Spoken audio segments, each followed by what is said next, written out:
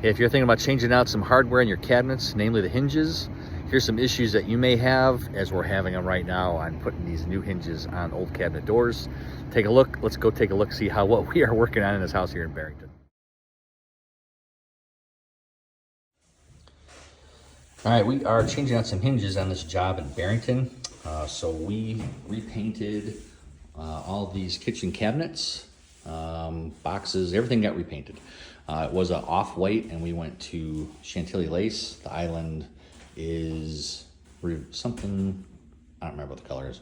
It's something with a blue in it. Here's the color if you really want it. Powell gray. So one of the purpose of the video is for hinges. So as you can see, we got 4 hinges here. So the customer wanted to go with this hinge to replace everything to match these knobs. So they found a hinge that's the same finish.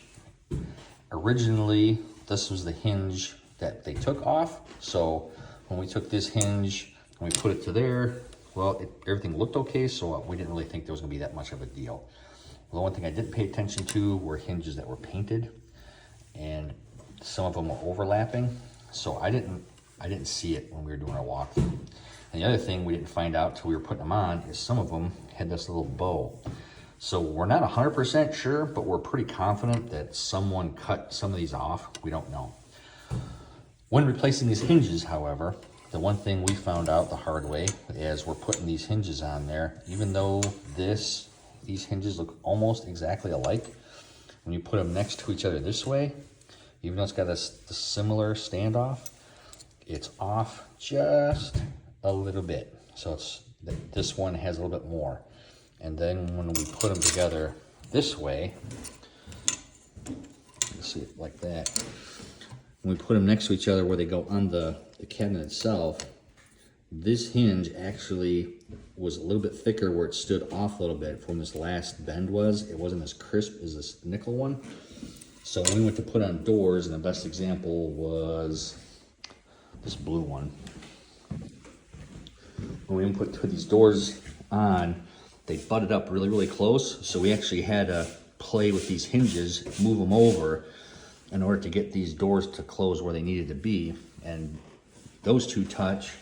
This one, we had to use a different one as far as mounting it, because this one had to cut out, this one had to cut out. So for us, in order to get this to work and use the same thing, we actually had to cut the door.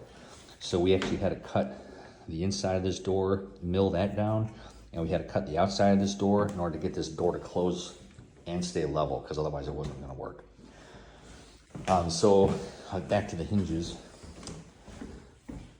The way some of them had a thinner profile, and it was just thin enough that once we put the new ones on there, they didn't exactly match.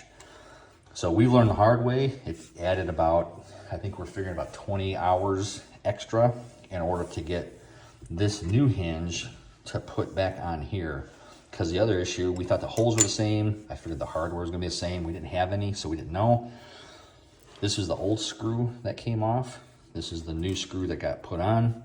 And between these old screws and the new ones, one of the big issues was how wide these screws are. So the new ones aren't as thick, so we couldn't use the same holes because they wouldn't stay in, they just kept popping off. So what we had to do was we used mini dowel rods to fill in the hole, and then glued them, and then re-drill the new hole, because the new hole, believe it or not, even though it looked almost exactly the same, and when you're standing here, it looks almost exactly the same, but they're not. It was off by a millimeter, maybe.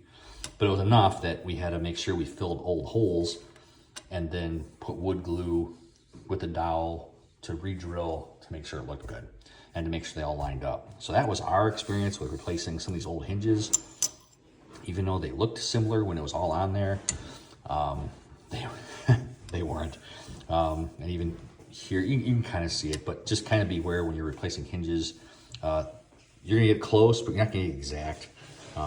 So just kind of keep that in mind. Add extra time. You may have to do some work on the doors. We had some other ones. That one's still open because we had to paint it afterwards, because we had to do some cutting on this one. We had to do some cutting on this one. We had to do some cutting on this one, cutting there. We cut I think it was 6 of them total that we had to cut or adjust by cutting the insides to get them to re-go on there. They painted, we know of, at least 4 times. So with that, extra layers of paint and some pretty close tolerances, you can kind of see how close that is. It just fits in there. And that's after we even cut some more. It's just a lot of extra buildup of paint on there. But turned out really good. Chad did a great job of problem solving for a few hours, and I came out there and we put our heads together for some more problem solving, the best way and how we're gonna get these hinges to work on there.